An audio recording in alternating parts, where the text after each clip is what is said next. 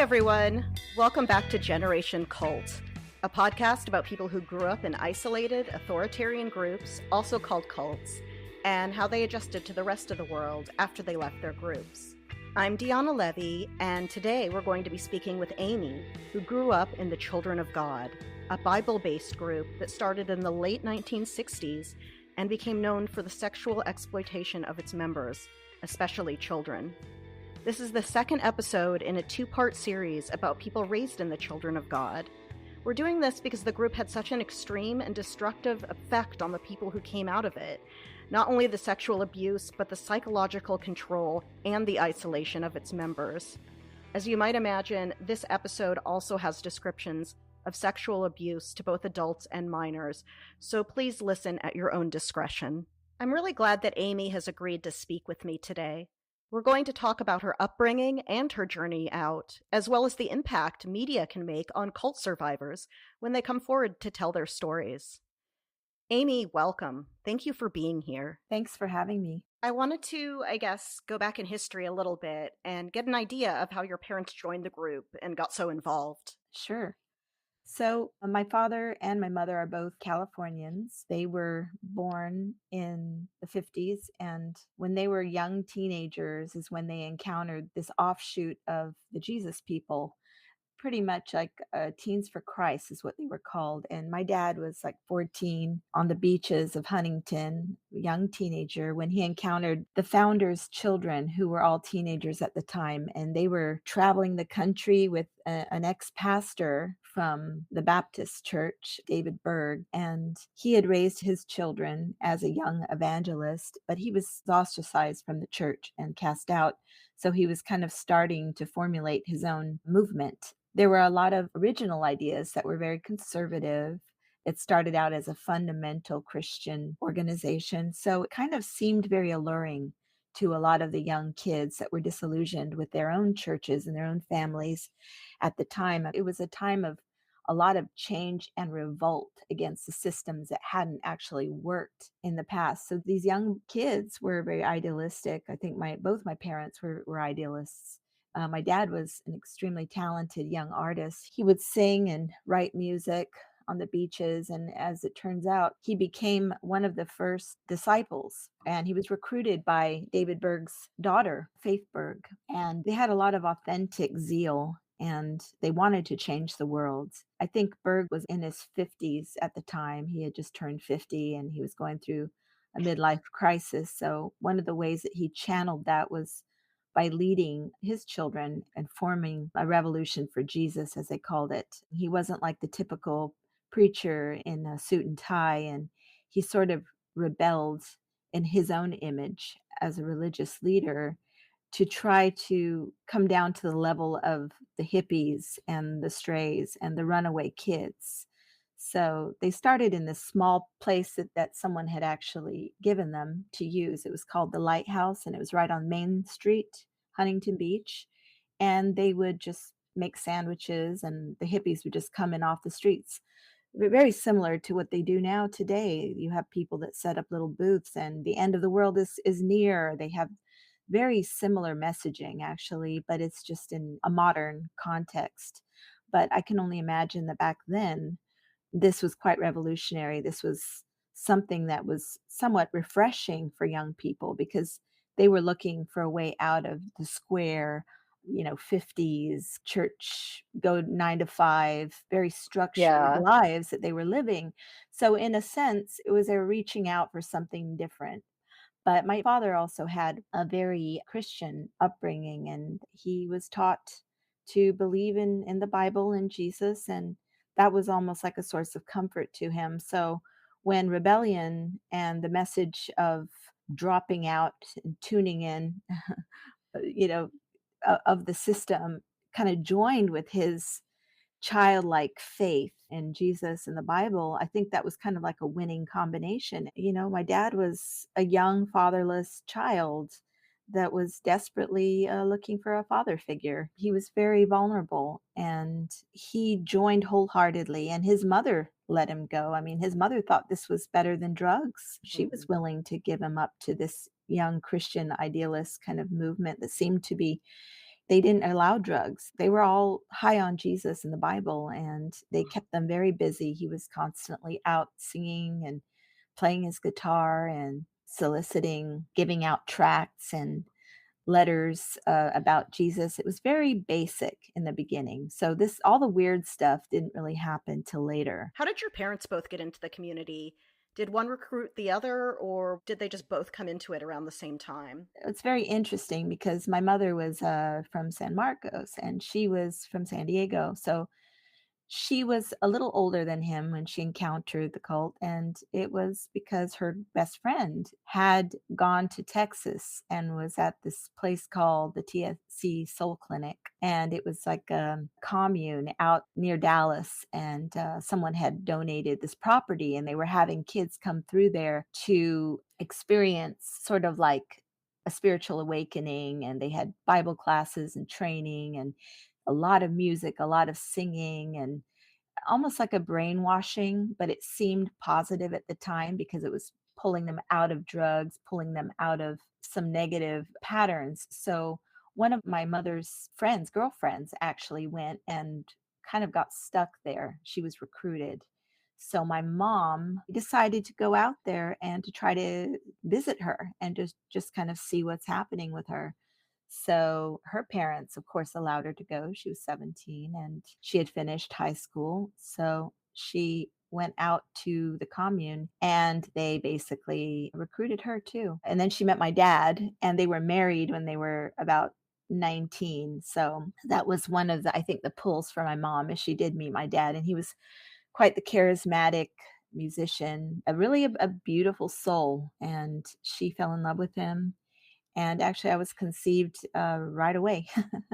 Oh, So and they called me Armendria. So that was kind of an interesting beginning to my life. yeah. This was in Texas. I'm the only one of my siblings who was born here, but shortly thereafter, the cult leader came out with some suggestions that all Americans in the cult, they didn't call it the cult, they called it the Revolution for Jesus, that we would need to leave the country because persecution was coming. Persecution is the term that they use in the Bible when people on the outside who don't like what you're doing start giving you trouble. There's a film that NBC made back in the late 60s, early 70s called The Ultimate Trip. And this was Hmm. one of the very first films where the NBC crew came out and did a detailed documentary interviewing everyone out on the TSC ranch. And it was actually very favorable. So they were starting to attract a lot of press. There's a lot of pictorial archives and some video archives of that time that we've been able to uncover, and a very interesting study to see how the general public was responding to this group in the early days because I mean they had very fundamental Christian rules and there was no sex before marriage. It was all very standard and very conservative, but the thing that set them aside from mainstream Christianity is they had to drop out and they had to forsake all of their material goods. Everybody who joined had to give every dime, every item that they owned to the cult. So you basically came in and were born again, like on a material level, like you had nothing. So Mm. that was very much of a radical doctrine. And they agreed not to make money, not to work for the system, and to basically live communally and share everything that they made. This was pretty difficult for people that actually had jobs and had a college education. I think some people were at that level, but most people were very young and they had very little. They had to give up. They just had to give up their families. And that was one of the big prerequisites for joining was you need to cut off your ties with your relatives and you need to go into all the world and preach the gospel. My parents, they took me to New York when I was a baby. I was about 2 years old, and they took a boat from New York to London, and that was where I landed. And then we ended up going to Amsterdam, and we went to all kinds of countries, Switzerland. My dad joined a band that was formed from a lot of the young, talented members, and several other musicians kind of started to gather in Paris, where it was an epicenter of creative and cultural energy at the time in the early 70s, mid 70s. Mhm. And this band was called Les Enfants de Dieu. So it's called the Children of God. And I think they hit on the top charts at the time, a couple of their singles, and they just were swept up in this fame, and they started doing concerts all over Europe.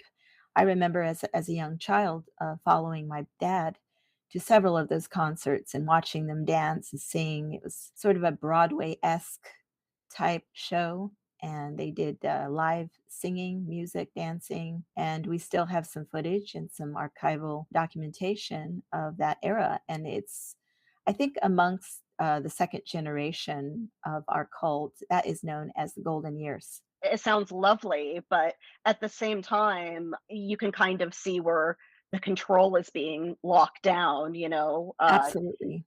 telling people to give up their families. That's a great way to isolate people and get control. Well, there are very good people that joined, very idealistic, talented young people that did join. And I will have you know that some of those people today are still very good people, in spite of the fact that they got mixed up in something that was very evil and they were manipulated on a macro level to do some very bad things.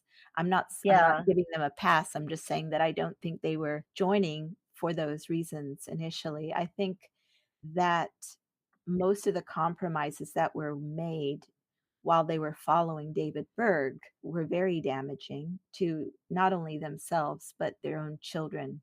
And they were essentially victims who became victimizers, many of them. And this is a very sad thing to think about, but you see it in the cultural events that have happened in history over and over again. So you can understand how good people are swept up into very bad programs and very yeah. bad leadership that leads people to do very ugly and bad things. Absolutely. A lot of good people join groups like this, and one reason is they're idealistic and they want to help others and they think they are joining something good for everyone, and then it just kind of goes downhill. It's really sad. We hear about people being taken advantage of. Absolutely. And my parents were victims, but they were underage minors when they were recruited. So this is very important for you Wow. to remember that they did target the young and vulnerable. So, what were some of your first memories of being in the group as a child?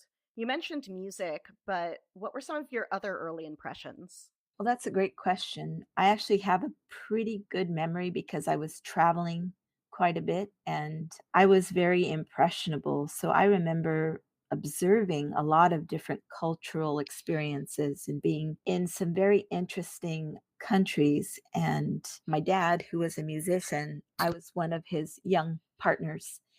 And later when he left Paris and he branched out on his own, we went to Portugal, and I started going to school as a very young child. I was 5 years old. They started sending me to public school in France, and that was an incredible experience for me to learn a new language, to actually my first language was Dutch. That was when I was 2 because my parents were very busy, so I was put in the care of a woman from Amsterdam. And they actually let me stay with her for about 6 months and went to Paris. And then when they called for me, because the leadership were very immature, and so they actually did separate families a lot for God. So they were already starting to play those manipulative games with couples and parents and children from a very early stage. Like they would tell the wife to stay in one place and then send the husband because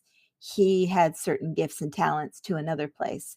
And then the children were communal property. So you were supposed to not only give up, your family, but you were also supposed to give up your own children to the community and to the cult. So I was kind of in the care of others, I would say, from a very young age. But I do remember being in Amsterdam and having a large bonfire and people with guitars, hippies, and singing, and just hours and hours and hours of this conjuring of inspiration and being very young and wondering where my parents were. So I didn't always know where they were. I was in the care of others. I learned, I guess, Dutch because my parents weren't taking care of me. It was this other young woman. And later on, I went to France and I started to go to school when I was 5. So they sent me to the public school system. I guess you'd say the ghettos of Paris. I remember making friends very quickly. I remember being very excited about learning. I was a good student, but then I was living in these two worlds where there was the outside world and then there was our world. So it was like I Mm. was constantly going back and forth between these two very different environments. My parents did break away from the big communes at that point. I think I was about 6 when they made a break, and they were off on their own. They were still reading the letters, the revelations, and all that from the family, but they were doing their own thing. So we traveled across Europe. We had a van that was kind of like an RV, and they went down to Portugal, and we got a house there. My dad went on TV many times as a musician, and we would travel all over the city singing at clubs and restaurants. And I do remember staying up very late at night with my dad, watching him play. Had the practice of flirty fishing already started at that point, or were you Yes, not really okay? it had. Now I remember the first time I knew about it, I heard about it, I was about 6. And that was because these letters came out and I happened to pick up a book and I saw some pictures I probably shouldn't have seen. And I asked my dad about it and he said, "Oh, those are not for you, those are for us adults." And my dad probably was more I didn't really know the details at the time, but I do know that my parents split up because he was having relationships with other women. So I do remember that affecting me a lot. And I remember feeling kind of jaded because I wanted my parents to be together. And I realized that that was not going to happen because of the environment. I think my mom was less for it, and she was always not in agreement with the doctrine. She never did it.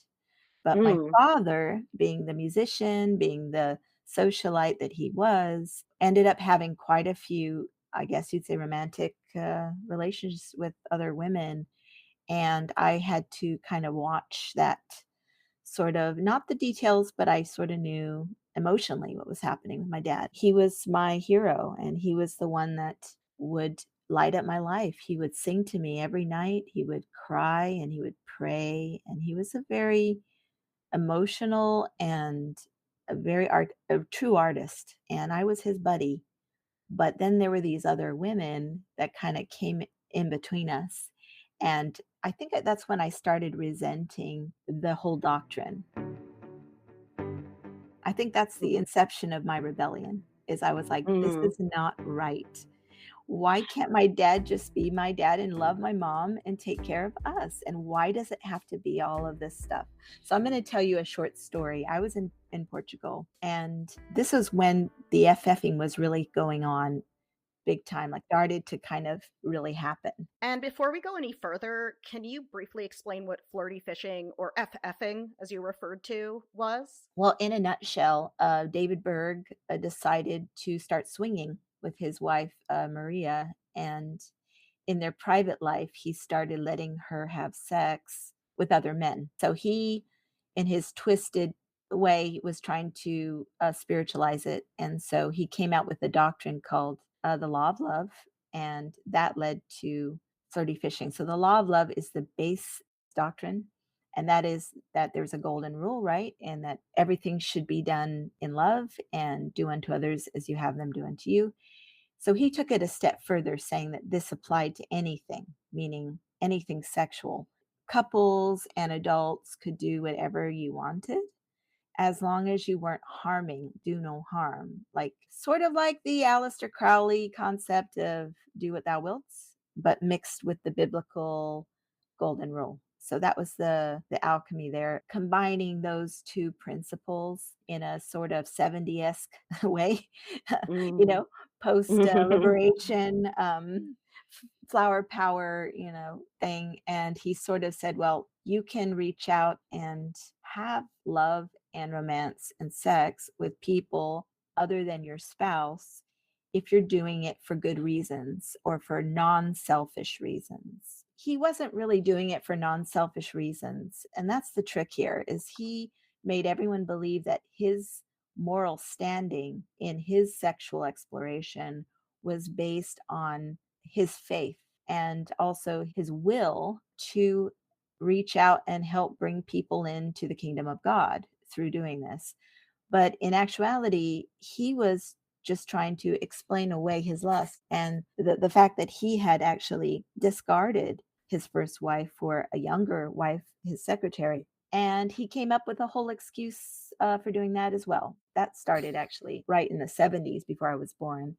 But Mm. he was always on that trajectory. If you really look at the people around him and the people who knew him, his inner circle, they all knew that David Berg was a pervert and an alcoholic from the onset.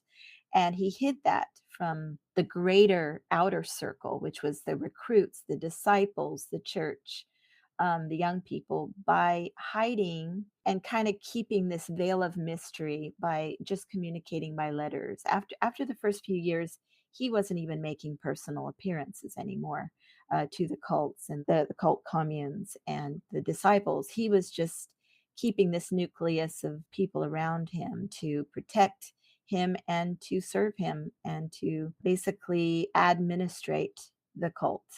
And of course, money was a big issue. He wanted to people to tithe to him, and they started growing very rapidly because a lot of people were joining, and even some very wealthy people started joining, and a lot more money was coming in. And this allowed him to have quite a lavish lifestyle of travel. I'm not saying he had mansions and a lot of real estate by that time, but he did travel extensively. Like he went to Israel and spent several months there, and he went and looked into kibbutz. He was all over Europe. He was writing letters and communicating with the other leadership in the communes all over the world. But he started having these sexcapades pretty early on, and most of the outer circle of cult didn't know about it. He wasn't writing about that. But in 1976, I think, 77, is when he started writing actual public statements about what he was doing.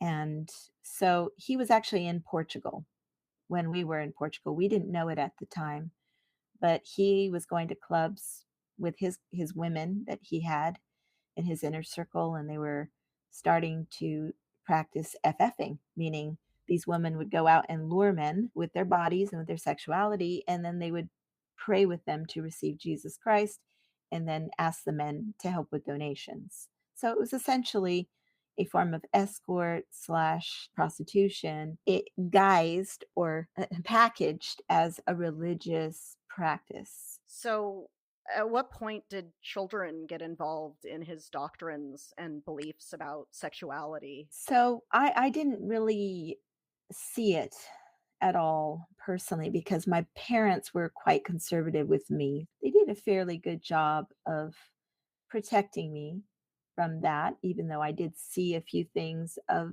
in the adults' practices that I wish I hadn't.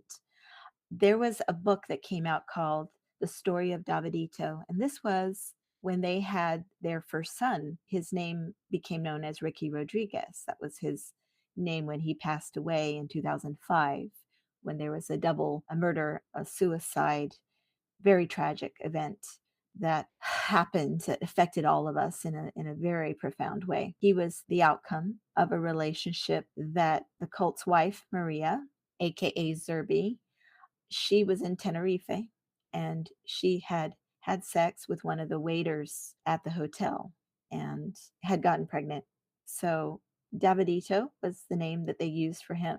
They called him, but he also became Ricky. Was the first what they call Jesus baby. That was a term that they used for anybody who was born out of like with somebody who was outside of the cult, who had been fished or had intercourse, and it resulted in a child. And so Berg wrote this entire story detailing his entire life.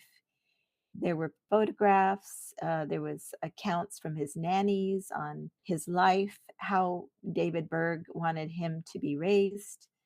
And in it, he starts to talk about his philosophy on child rearing, which was a very kind of Kinsley-esque, like children should be introduced to their own bodies, and their sexuality should be accepted and actually encouraged. He said that when he was a child, he had sexual feelings and sexual experiences with his nannies.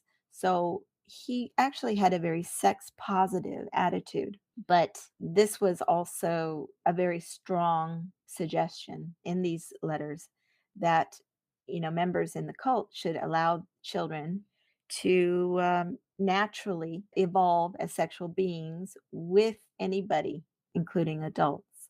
And this was like his own, I guess, twisted idea from his Yeah. own very, very troubled relationship with his mother, because she was an evangelical pastor and she had raised him very strict. And he was not allowed to masturbate. He was not allowed to do anything sexual whatsoever. And I think she caused a lot of neuroses in him around his sexual feelings and his sexual development. And he was very conflicted in whether or not this was normal. He had a lot of guilt, religious guilt.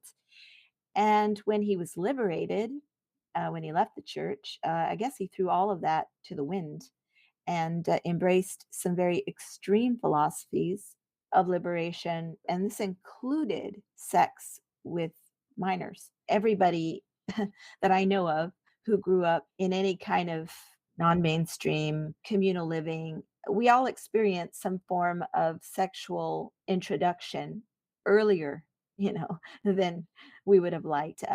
Basically, being around nudity and nudist camps, swingers, parents, who allow lots of people into their houses. I mean, this was happening in society, but it was Yeah. especially happening in our cult because it was doctrine. It was in the letters. It was in black and white. This was a cult leader who everyone respected. So when he made a suggestion, whether or not they agreed with it, they were more inclined to at least try it, you know? So a lot of people allowed their children to be victimized by some strange people that had inclinations towards pedophilia. And this was very, very tragic. And this went on through the early 80s. People are just baffled by is how can this Yeah. happen? But there are reasons. Like I was mentioning earlier, I was not happy that my parents' marriage was destroyed or wasn't working out. And I knew instinctively it was because of all these other distractions of a sexual nature or of a romantic nature, whatever it was. It was not something that I saw as a positive. And I kind of felt slighted, even as a very young child. Later on, when I was actually taken away from my parents, well, I can't say taken away because they actually manipulated my parents into signing me over to other guardians when I was 8 because I was a very gifted singer as a child. My dad had raised me to be a good performer and singer. So they had this place that was a compound. Well, actually, it was a camping ground that they converted into a commune in Greece, and it was idyllic. It was in a beautiful location. There was some famous people there, like Jeremy Spencer. There were a lot of some of the best talent in the cult at that time. This was in yeah, it's the late 70s, like 79, 80. And parents had visited with me, and I was called into the studio, and Jeremy Spencer and his kids were all recording some albums. And so they asked me to join in and, oh, could you do some harmonies? And so, oh, sure. I went in there and it was just a breeze. And I think that they were shocked that I was talented and they wanted me to join their unit so I could help with recordings for children. So the leadership couple got my parents to sign over legal guardianship. And this was only supposed to be for 6 months to a year max. But it ended up pretty much, I ended up not seeing my mother from the time I was 8 to the time I was 22. And I Oh didn't see my my God. dad and my siblings until I was, well, actually, only one of my siblings, I ended up meeting back with them when I was 16, and this was in Japan. So from the time I was 8 years old to the time I was 16, I was 100% under the care and, I guess, parenting of the cult. And that meant that I was being bounced around to different leadership to have the parenting rights. Berg was actually the one who asked for this to happen because he knew my dad and he knew who I was because I was one of the earlier children. And he felt that my dad was such a devotee that he would allow him to train his daughter to do, I guess, the bidding of the cult. And so I was kind of told the story of Samuel in the Bible, where Samuel was given by his mother to the high priest to be trained in the house of the Lord. And so they would always tell me, well, you're Samuel and you have a higher calling. So you need to leave your parents. And even though it's tough, you're going to be raised in the temple. Like you are going to be given extra training. So you're going to be a very special instrument for the cult. And I believe that. I mean, how can you not believe something when you're born into it? Ever since I was born, David Berg was idolized. I was reading his letters. He was the prophet. He was, my grandpa. They would call him your grandpa. And I hadn't even met him, but I always revered him because my parents did. And Hmm. so when you're told, well, this is God's will and the prophet wants you to do this, even if you're an 8-year-old child who has their own feelings about it, what are you going to say? No. Yeah. Yeah. That's a hundred Yeah. percent manipulation there. I had no Totally. sovereignty at that age. Yeah. And they probably made you feel special. And they made Like, me feel very special. That was a very important thing. You're a very talented little girl, and your talent's going to be wasted if you stay with your parents.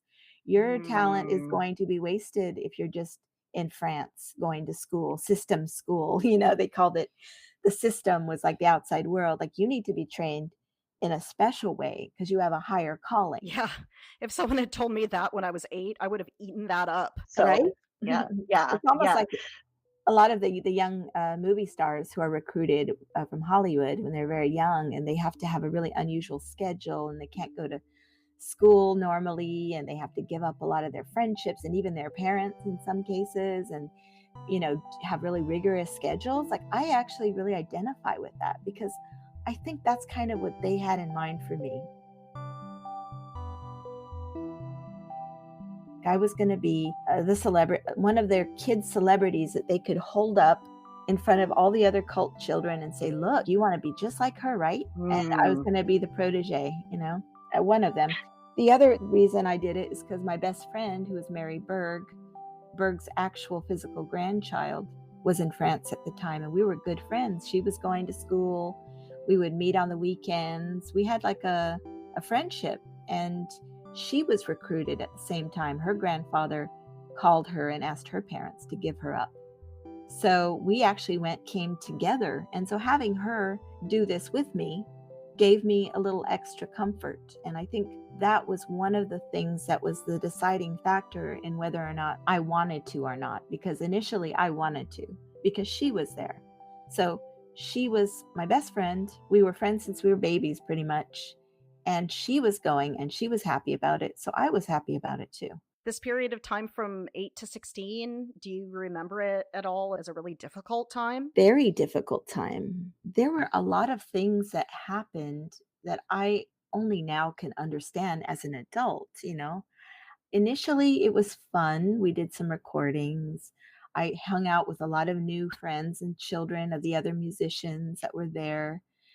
And then it started to become abusive. The sexuality started to seep in. Some of the leaders and the men started to introduce us. And I say us, meaning if this was happening to all the children there, it wasn't just me. So they started to, as a group, start introducing us to sexuality, which meant allowing us to see a lot more nudity, inviting us in when we saw, adults copulating. We were encouraged to dance on these videos, something that I've talked about more times than I want to, where they sort of like, oh, you're going to make a video for David Berg. And oh, you just need to wear this little veil, and oh, you just kind of need to take it off now, Oh, and that's so sick. I didn't even realize so much what was going on because I was always performing, and it was just like, now just don't do it with clothes.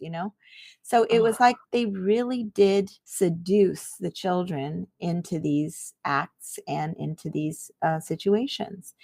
And they were doing it all in like a very, oh, this is all because God doesn't see anything wrong with your body. It's actually beautiful. And oh, you're just making God happy and you're making David Berg happy.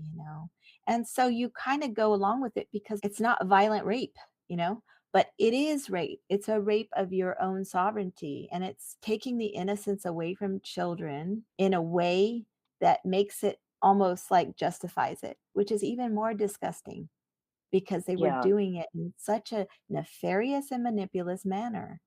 And so when people go, "Oh, well, I wasn't really raped," and like some of the young women that I know that were raised, they're like, "Well, it was kind of like there wasn't any violent rape or anyone forcing you. No, they were all talking you into it. It was like this grooming process that took years, but it wasn't like you could really get out of it if you wanted to. They weren't giving you a way to say no. They never taught you to say no. It was always obedience, yes, yes, yes.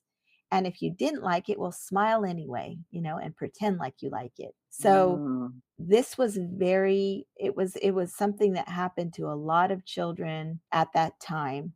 But I will just clarify here that this is specific, like when it was actually institutionalized, it was only a short window when it was like no rules against it, everybody kind of figuring it out and doing what they wanted with kids. But it was at the time when I can remember it. I was 8 years old and 9 and 10 and 11. So this was something that to this day, I have to make it very clear that no, I was not actually violently raped, but there was this consistent abuse that happened, and it was wrong because my parents were never notified that this was going on, even though they should have known because of the Dabadito letters that this was a possibility. But nobody ever told them what was happening to me because it didn't happen when they were there. You see, it only happened when I was taken away from my family behind their backs. Wow. My mom would have never let that happen if she had seen it. My dad, maybe, I don't know, because he was a little bit, I don't know if he was too brainwashed, but I know my mom wouldn't have allowed it. First of all, I am so sorry that you had to go through that. That is so disturbing, all of it. So I'm wondering, did you ever start thinking about leaving at any point during this, or did that come later? I started thinking about it every single day. And I'll tell you, I thought about leaving every single day of my childhood and my teenhood and my adulthood. I just suppressed it because that's what you were taught to do. If you thought of something negative or you had questions about the leadership, or if you didn't like something you were asked to do, well, that was a doubt. And it was a very strong doctrine of it's kind of like positive thinking, like forced positive thinking. You need to be unselfish. Being obedient and unselfish and serving others and Jesus was paramount. I missed my family terribly. They actually moved us about many times. I ended up moving with that particular unit from Greece. We went to Singapore, then we went to Sri Lanka, where we have this incredible, crazy experience getting caught in the middle of the Tamils and Sinhalese civil war there. Then we ended up in the Philippines, and it was just like now we were not only fleeing from the bad people, but we couldn't tell people where we were. So very early on, I think the inner circle realized that we weren't going to be able to continue our lifestyle if we didn't start keeping all of these things under wraps and secret. So we all changed our names. They changed my name several times while we moved from country to country. They started having very strict security protocols. My parents couldn't know where I was. Nobody could know where we were. And slowly we inverted into the secretive society. And I think that had very much to do with the sexual practices, because I don't think that there would have been really anything to hide if it hadn't been for the fact that, the media, the governments frowned on that kind of behavior, which, obviously Yeah. they should, but Yeah. the control was very strong. And the closer you were to the leadership, like the inner circle, the more control you had in your life. Like everything in your life was scheduled, everything in your life was planned, absolute obedience. So were you one of the more compliant children? Did you No, go along with all no. of this? I Okay. was known as the rebellious one, and to this day, I was thinking I was so compliant, I was so kind, I was so just sweet, but I was actually known as the rebellious one because I would speak up. Obviously, I don't have a problem speaking and, gabbing, so I would just open my mouth and say, "Why do we have to do this? And could we do this? And why?" And they're like, "Well, you shouldn't be asking questions." I was the one that was always trying to get answers, and obviously, I still am. Yeah.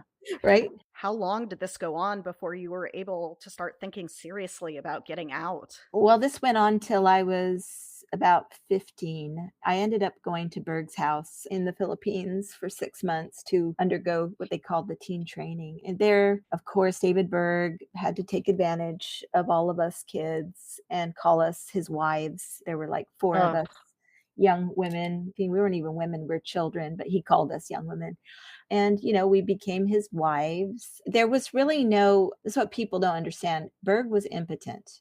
So there wasn't any actual intercourse or anything, but he was very inappropriate. There was practically like nudity standards in his household. There was fondling, and we had to spend hours and hours with him just telling us how in love with us he was, and how special we were and how we were going to be his wives. It was disgusting. Meanwhile, he's an alcoholic, slurring his words, getting prophecies, absolute BS nonsense. And all these people around him who were the adults just worshiped him. It was sickening. It was like the most sickening thing to think about, how subservient and how everybody just followed his every whim, including Zerby, his own wife. She had no autonomy. She just went along. She was like, "You want a young girl? I'll go get her." Everybody just dripped with this adulation. Even to this day, I have a really hard time when people give so much adulation and sickening reverence to human beings, because you know what happens? They start thinking they're more powerful, and Yeah. they start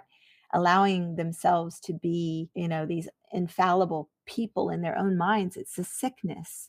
And then they start doing these kind of very sick things because everybody around them thinks they're just wonderful. It's like a vicious circle. And they're all propped up. So if one person steps out of line and says, "Hey, I don't believe that you should be doing this." Well, guess what? Everyone around, this peer pressure, are going to look at you and say, "What are you doing? Get back down." Yeah, well, So that's where the group pressure comes it in, is, and yeah, it's a yeah, the yeah, milieu of control. I lived this experience when I was going through my formative years, but I can say that I get exactly how this stuff works because I had to watch it in slow motion, real time, and if yeah. you do leave, you are ostracized and you're on your own in the middle of nowhere, and it's really tough as well. So you almost have to make this calculation in your mind, like, do I run away? Do I leave everyone I've ever known in this whole social group? It's like my family. It's my comfort zone. Even though I don't like what's going on here, it's going to be worse for me out there because I'm going to have nothing and nobody. A lot of people started leaving after the sexual doctrines came out.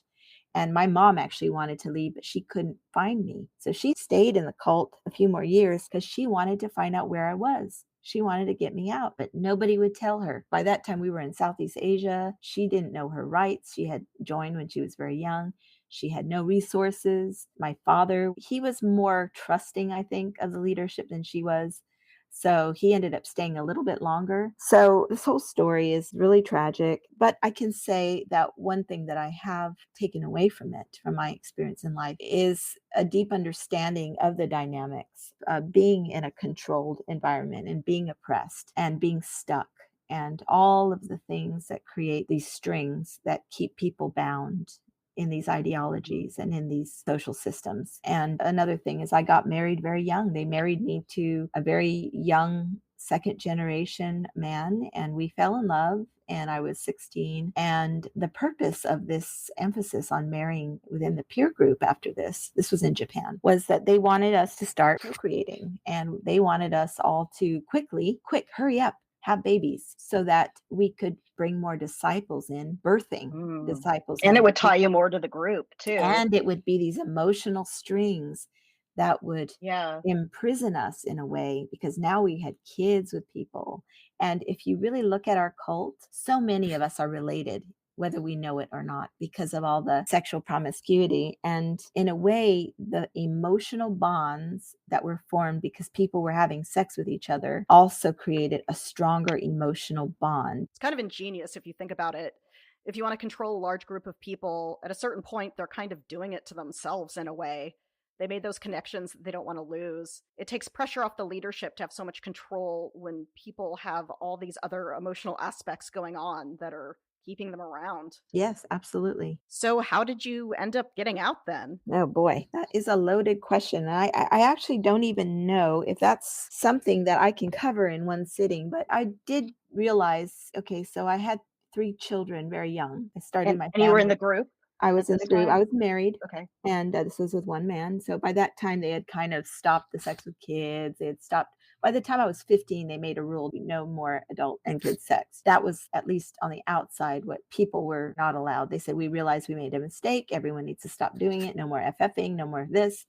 And they tightened their belts and they said, now we need to all get married and have families, and adults can still swing if they want to, but absolutely no children. And part of that actually was because I complained to some of the leaders about it. I became very vocal about the fact that I didn't like the fact that adults were doing things with kids. And so they did. Understandably. Yeah. And so a lot of the younger generation after me, a lot of them actually were spared because we did have kind of an uprising of sorts from within with the second generation. A lot of us started saying we didn't like it, started demanding change. And by the time I was married, it was super strict. They were getting back to their conservative roots. And, I got married, I had 3 children, but they also bounced us around to different countries. So I never really had my own money. I didn't have, any kind of paperwork. I was sort of being told to go here and there. And I started a family young. So I was sort of at the mercy of the tribe. In the beginning, it seemed like things were changing and things were going to go in the right direction. But then the sharing, which is what, the swinging kind of policy, started to really affect me in my marriage. And I didn't want to do it, but he wanted to do it. And I had these 3 children and I was so unhappy. I was so suppressed. I hadn't even seen my family until my son was like 2. And I wasn't even allowed to travel on my own till I was about 22. And I was just figuring out how to operate as an individual with 3 children, as an adult with 3 children in tow. This was really tough. So by the time I was 25, this is when everything kind of culminated for me. I was unhappy. I was in Brazil. I was stuck. My dad commits suicide. He's in Germany. He had left a long time ago, and I had actually gone to visit him a few years prior. I had spent time with him. But he spiraled. As soon as he left the cult, he started, well, even before, he was spiraling. His marriage broke up. A lot of bad things happened. He was a well-known musician in Germany for a while, but that kind of took its toll. And he committed suicide. He was just depressed. And it was a really sad day for me when I heard about it. I was a young mother. I'd had my last, my youngest, and she was a baby. And I begged the leaders to let me go. I said, please, just let me go bury my dad. I hadn't been around my family for so long, and I thought I had more time. I really thought I would be able to reconnect with him at some point and develop a relationship. Excuse me. So they let me go to Germany, and I buried my dad with my siblings and his ex-wife. And that was an interesting experience because I met a couple there who had actually befriended my dad, who had left the cult when all that crazy stuff had started, and they were in the States. And they were really good friends with him. And she told me, this woman, she told me, she says, if you ever really want to leave, you contact us and we'll help you. We'll give you a place to stay, at least to land. And she gave me her email. That was right when email was kind of starting to be a thing. And we had just barely allowed computers in the cult. And We still couldn't make phone calls, but we could get online, and we had dial up, it was all very new. And I was kind of learning how to send emails. I got my first email account. We were in Rio de Janeiro. We were in these different communes. By that time, they started doing a lot of good works. Like I worked with the favela children, and we did a lot of work with like the poor. And I think they were kind of swinging the pendulum, and it was more about outreach. It was more about creating an image of what we were doing. They had changed their name, I think, a couple times. They were now the Family International. Berg had died, and Zerbe was trying to restructure the group to be more mainstream, like a church. And there were a lot of really stringent rules about conduct with children. And it seemed like things were sort of trying to go mainstream. And they were, but they always seemed to be changing the things that we didn't like, but then something else would pop up that we didn't like. It was like they were crazy. They were out of touch with reality. So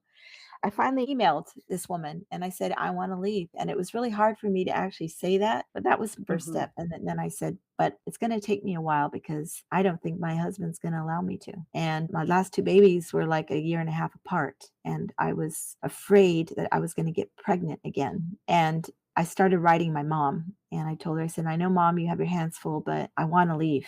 So is there any way I could come and stay with you for a while? And she had a full house with my siblings. And, one of my siblings is disabled, and she had full time, taking care of her. And she says, I'll do what I can, hon, but I honestly, you and three kids, I don't know if I can do it. You could stay here, but I have your sisters right now. And so I was like, that's not going to work. So I asked this other woman, I said, look, if I can come with my kids, I don't know how to drive. I don't have a bank account. I don't have anything. So is it all right with you, though? It's taken on quite a lot, to ask anybody to Hmm. do that. Of course, I was doing all this secretly. I couldn't tell my husband what my intentions were because by that time we were separated and we were living in separate rooms. We weren't really a couple anymore, but we were still legally married and he was the father. And so the first thing I did was my mom sent me a birthday card, and in it was $100. And if the leadership kind of saw you got money, you had to turn it in. That was policy. So I kept it. And I went and got some birth control. That was my first step. And I didn't know anything about birth control. I was not educated in those. Those were actually considered sins. You were supposed to have as many babies as possible. But I went and I snuck off. And so that was one thing off my list, right? Like I wasn't going to have to worry Hmm. about getting pregnant Yeah, because that must have felt so empowering it to, was, yeah. have that. It was Yeah. very important. It was a very important step, and I do a lot of advocacy for women's rights, human rights, really. That it's just a human right. But one of the very important things is to give young women education and options because without that, you can get stuck very easily in situations that you cannot manage. And that makes you very vulnerable. Not only you're vulnerable, but your children are vulnerable. So Yeah. it's so important to have those options. I don't know if I would have been able to leave if I'd been pregnant again and if I had had this constant cycle of having more children. I love children. I love my kids, but it's like you have to be able to handle them. You have to be in a situation Yeah, where you of can be course. a good parent. Brazil had this policy that if you took any children as a woman and you wanted to leave the country, you had to get consent of the father. So, I mean, it's very much like here in the States. You can't just take off. It's like it could be considered kidnapping. So there was Yeah. that, there was the legal aspect. I couldn't just take off and leave the family, I called it the family, without one, resources, right? Money. How am Yeah. I gonna get the ticket? How am I gonna get, legal consent? Somewhere to go, food, clothing, shelter. Then I needed to get a driver's license because it's very hard to get around anywhere unless you're in New York or San Francisco or some of these places that have great subway and bus systems. You need a car, Yeah. especially if you have 3 kids. This seemed impossible, to be honest with you. Like, I was thinking about it, and I ruminated so hard how, I was doing all the math and how could I do this? And that's why it's a very, very loaded question because this took a few years. This took about 2 or 3 years to finally enact the plan. And those 3 years were really difficult for me because I didn't tell people what I was intending. I was trying to do it so that the kids wouldn't be hurt. I was trying to do it at the time so that my husband wouldn't be hurt. I was trying to do it without casualty. And it's absolutely impossible to do something that drastic. So my heart goes out to all women that are trapped, all men that are trapped in marriages or situations or relationships where there's children involved, because it makes it 10 times harder to get away, because it's not just one system you're in. You're trapped in the cult, but then there are layers that you're engulfed in. You've got the legal, then you've got the financial and the economic, and then you've got the logistics, and you've got traveling, and then you have the material world, how to feed your kids in the process. I was an American citizen. A lot of us weren't born in the States. And then they have that other issue of trying to get back to, the country where you're supposedly from, and you're not even born there. Like, so many kids were born out of the country. The good thing is I had been back to the States, and I actually had a furlough where I went back for 2 years with my husband, and we had actually gone to a community in Houston to do some work with a television program, a Christian television program. So I had my feet wet with a little bit of, the American adjustment. I had readjusted to the culture of the United States. By that time, I had spent more of my life outside of the United States than inside as an American, which is really strange, right? Yeah. But I wanted to go back to the place I was from. I wanted to get back to the place where my mom lived at the time, and I was willing to do whatever it took to get there. I started thinking the first step was money. How am I going to get money? Because every time I went out, I had to turn it over to the cult. And I was one of the main fundraisers. So they depended on me. I was a salesperson, and I would leave the kids home with other people because I was so good at sales that they would send me out during the day to do the sales. But then they were expecting me to take the money from the sales and give it to the home to pay the rent and to pay for all the bills. So I did work very hard. I just didn't have a traditional job. So I knew I had some people skills. I spoke Portuguese, but I didn't know how I was going to translate that into regular society in the United States on my own. So that Yeah. was the challenge. And so that couple, they said, look, we've got your room and board covered. You come here, you land, you work all that stuff out, and then you can have your own room, and your kids, you're invited. They open their doors. One of the kindest gestures that has ever happened to me, one of the most important steps in my escape. The second thing was, you need to come up with the money, though. So, okay, I can't get money without giving it to the cults, because then they're going to notice, right? They know everything you do. It's a communal lifestyle. So you get up in the morning all together and you eat together. There's not one moment of the day that you're alone. Let's put it that way. So I told the cult that I needed to go see my mother because she was having health problems. And that was true to a degree. She did have health problems, but that wasn't my main intention. My main intention was to go and scout out my options financially. So I did. I visited my mother, and then I went to San Diego where this other couple was, and I got a part-time job for 1 week. And I thought, well, this is at least going to pay for my next ticket, right? It was just living paycheck to Mm. paycheck. And that was the first Mhm. money I was able to make. So I was like a Girl Friday for one of their friends at a mortgage company. And I started doing filing, and then I did their filing, I did their broker's paperwork. So I was there 1 week, 2 weeks, and 9/11 happened. And all the planes were grounded. So I had a flight scheduled to go back to Brazil because I left my kids there. So I wanted to get back as soon as possible. And everything was grounded, no flights. So I had to extend my stay. So I ended up working for a few more extra weeks, which was great because I got to make a little extra money. And I wasn't driving. So this woman, she's like a saint, she would drop me off in the morning, pick me up, or I would get a ride home, back to their home from the office. So I didn't have my independence. I was in a pretty, I was depending on other people quite heavily at this time. So I went back when everything opened up. By this time, my ex-husband had agreed to the separation to make it more permanent. So I was a little freer. So I told him, I said, well, I would like to go to the States with my kids and stay for a little while. And what I'll do is I'll get a job and then I'll make extra money and I'll send it back to you so that you can continue to support you. And then when you want to come, I'll pay for your ticket to come back and I'll pay for a place for you and we can start our family over again in the United States. By that time, he was quite wrapped up in, I think, another relationship. So that was a pull on him. So he was distracted. He wasn't thinking about me anymore. He was thinking about her. So I didn't really have any emotional currency with him. And so it was like the kids were all we had in common. So he said, you can go, but you can take the girls. I'm going to keep our son. So I said, well, he's the oldest. And I kind of talked to him about it. And so the son, my son said, okay, yeah, but I'm going to miss my sisters. I said, well, it's only for a little while. And then you guys, mommy's going to make money so you guys can come back and be with us. So I went and then I stayed for a little while with the girls till I was able to get my license.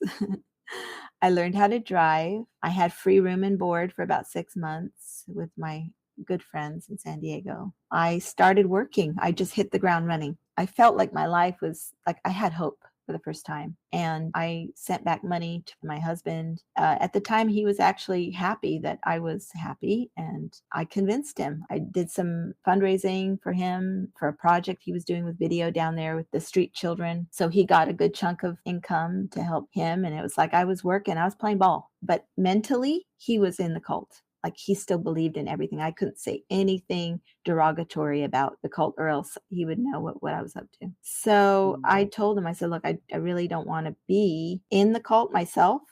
But if you want to, if we share the children and you can live near me, then we can work this out. But you need to come here because there's no way I can do it in Brazil. I pretty much like just reasoned with him. And he finally moved with my son to San Diego. But the cult told him he couldn't set up a home there, that he had to move out of San Diego because it was their district. So there was a place called the Family Care Foundation. They went mainstream with their 501c3. They were getting millions of dollars in aid, actually. And they had missionary operations all over the world. And it was actually the NFL were giving them donations at one point. But they were still the cult. They were just had this new face, right? And I knew that. Mm-hmm. I went there and I said, hey, could you guys help me out here? Can you let him, it's so weird, like, can you allow him to get a house in San Diego? Because I work in San Diego. I said, could you please allow him, like give him the go ahead? He wouldn't listen to me, but he would listen to them. So I said, could you please tell him it's okay to set up his home in San Diego? And they wouldn't do it. They said, no, he can't be in San Diego. This is our territory. And I said, look, it's going to be really helpful for me to be close to my children and my husband. And I know that he's in the family and I don't want to be in the family. I want to work. I want to have a normal job. But could you please play ball here is what I was saying. And they were cold as stone. And to this day, those people that made all those millions of dollars who were manipulating people and making their own money, now they all own properties in Mexico and they're all just living high on the hog on their little businesses and properties that they siphoned off of our family for years and years and years. They just closed their doors 2 years ago, probably because they thought they were going to get sued. But you know what? What comes around goes around. And I just have to trust that eventually people are exposed for what they do. But they have directly interfered with my family for so long. And that's why I had to make a stand publicly. When Ricky Rodriguez died, that's when I decided. It was 2005. I'd been playing nice. They were not open to reason. I was hoping you could talk to me about what your experience was coming forward and being public as someone who went through this and is sharing it with the rest of the world. That has been my secondary goal. The first goal was getting my children out and safe and educated. The second has been educating the public about the cult and about manipulative control and my experience coming out and coming into a place of greater freedom. I started my media experience. People think that I went to the media. That's not true. I was always approached and I simply responded as honestly and clearly as I could to the best of my ability and the best of my experience, my personal experience. But it all started in 2005 when Ricky Rodriguez, who was a good friend of mine, and we had actually been roommates for a while, he died tragically about 6 months after he left San Diego. He committed murder and suicide. One of his nannies that had abused him, I think, and was very close to his mother. He had a confrontation trying to call her to account, and it didn't go well. And then he made a video and he sent it to the press. So of course they came around and started asking questions and investigating. And I just felt like I had to take a stand. This affected me a lot because at the time, my ex husband and I were trying to work things through, and this created a real divide. And he decided to play hardball with me in the legal. He sued me. He sued for custody, full custody, and my kids. And that just put a lot more stress and strain on my already very fragile life. So he actually was probably getting pressure from the cult at this time, but he decided to play hardball with me, and he cut me off from coming to the house where he was living. He decided to sue me for full custody. I was in between jobs at the time, so he knew I was down. I didn't have any money really coming in. I was limited into where I could live because of that. And I didn't know what to do. I did an article with the OC Weekly at the time, and I had no intention of making anything more than just a statement about my life and my experience and what I was going through. And an attorney in Orange County read it, and she immediately felt the need to contact me because she knew that what I was doing was important and that I needed representation. She called OC Weekly. She was trying to find me, and somehow through the grapevine, she found me. And I had a consultation with her, and she sat down with me and she said, you've been fighting so hard. There's one thing that I can see in your case is you are doing the very most you can to help yourself and help your kids. And she goes, and I want to help you. I want to represent you legally. And that was such a relief for me. I mean, my life could have gone a completely different direction if I hadn't had an attorney and legal counsel. So I was able to gain custody of my kids. We actually settled with an agreement where he would agree to that they all go to school, they all receive an education, and we reached a conclusion without having to go to court, actually. But it took a year to do that. And meanwhile, I was making appearances. I was called to do the Larry King Live show with other survivors. I went on the Montel Williams show. I mean, anywhere I was called, I went. I was like, I'm going to say yes. If somebody wants to talk to me, I'm going to give an interview. But unfortunately, I found out that it's not clear cut when you interact with journalists. I mean, they have their spin, they omit certain things, they can kind of curate their information you give them. It doesn't always come out the way that you want. Some of the pertinent information that you wanted to get across doesn't. Maybe you get one line or two, and then it really did change the trajectory of my life in many ways for the positive, but it's a double-edged sword. It also really affected a lot of other things, and it's been quite a journey. And that's why I feel that the work that you're doing, the research that you're doing, Deanna, with the topic of journalistic integrity when they deal with survivors and victims of cults and how that affects them over their lives, and the case studies that you're looking at with your thesis. I feel that is really important work because Thank you. I think that's the reason I'm talking to you today, because I feel that the work that you're doing and the way that your experience, even in being in a cult at one point, you have a unique perspective. You've also been studying this, on the academic side. So I really hope we can work together.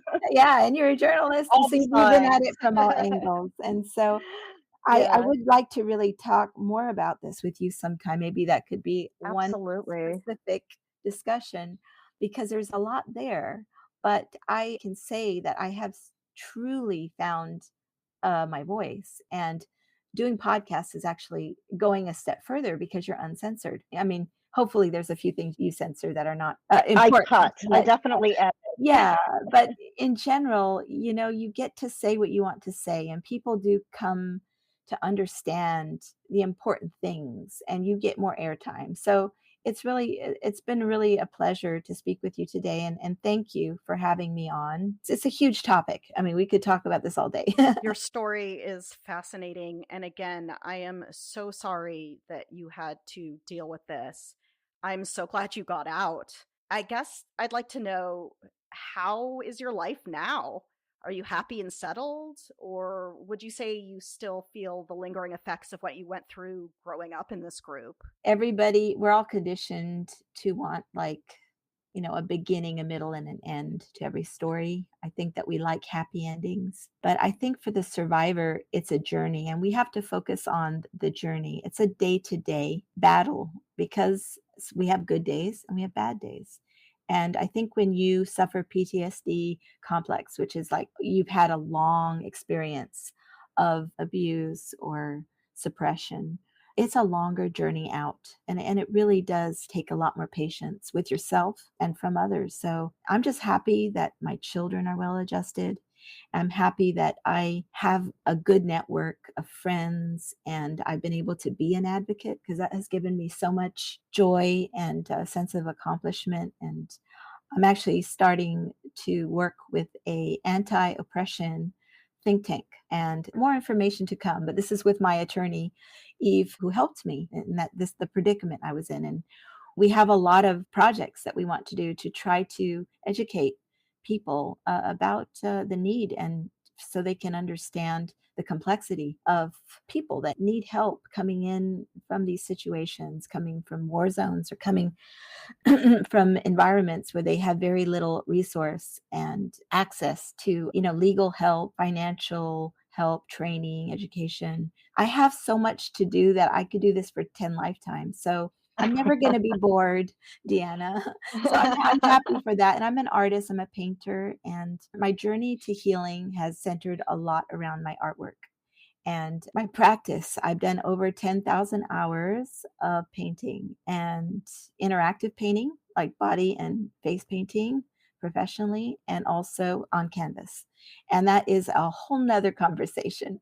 But I do have an amazing life. I have my struggles, I have my challenges, but I'm making progress every day, I feel. And so I really don't have too much to complain about. Well, thank you again for sharing your story with me, and thanks for taking the time. I appreciate it. Oh, you're welcome. So that's the show. Thank you for listening. Generation Cult is hosted and produced by me, Deanna Levy, with original music by Leanne Dunn and opening and closing music by the band The Chaw.